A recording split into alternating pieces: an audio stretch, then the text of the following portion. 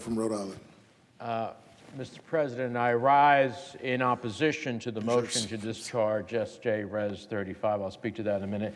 I am a little perplexed by the parliamentarian's decision that this can move forward because there is a statutory time frame that says that the resolution needs to be brought forth in order for it to have validity.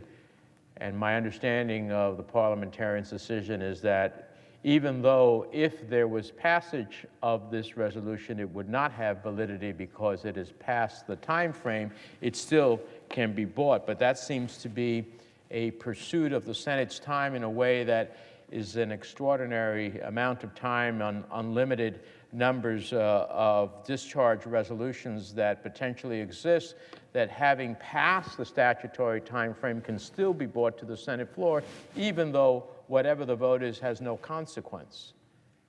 So I fail to understand that. But since that is the ruling, let me just say that I appreciate that the senator from Kentucky has concerns about human rights in Egypt, and I agree that we must absolutely continue to raise concerns in a way that will meaningfully bring about positive change. I believe we should be doing more to prioritize a country's human rights record in the context of our broader relationship. In fact, last year, with several of my colleagues, I introduced S. 1473, the Safeguarding Human Rights in Arms Exports Act, or what we call the Safeguard Act, to ensure that human rights issues, full attention in arms exports decision-making are considered. And I invite all of my colleagues from both sides of the aisle to support and co-sponsor this important legislation. As I think everyone in this body knows, for years I have led the fight in the Senate against arms sales to countries that commit significant and repeated human rights abuses, such as Saudi Arabia. Last Congress, the Senate approved 23 resolutions of disapproval that I introduced when the Trump administration sought to short-circuit our right to consider these sales according to law. Joint resolutions of disapproval are just one tool that we have, and we must make sensible distinctions about the types of systems we consider.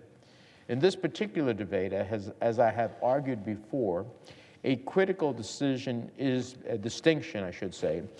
between arms that are inherently offensive and lethal and those that are not. Some are defensive, some are simply logistical. Today we are considering a sale of 12 cargo aircraft, which I believe squarely falls in the category of largely defensive, non-lethal arms. This aircraft is used for transporting military and other cargo, including humanitarian supplies, as well as personnel in-country and internationally. Egypt has earlier model C-130 since the 1980s, but its current fleet is aging and becoming more expensive to maintain. The United States and Egypt have a long and valuable relationship that goes beyond the security realm. Egypt is also an important security partner for other U.S. allies in the region. This of course, does not mean that it is above reproach. It is not. Or that the nature of that relationship is static. It is not. Indeed, I supported the Secretary of State's determination made last month not to release $130 million in withheld foreign military financing because Egypt's government has not made, in his view, sufficient progress in human rights, especially with regard to the treatment of peaceful activists and the continuing targeting of independent civil society organizations.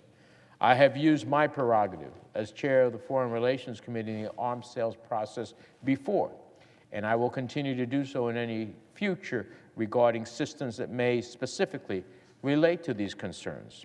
But in the end, our relationship with Egypt has to be one of maintaining a balance between the foreign policy and national security concerns of the United States and our partners.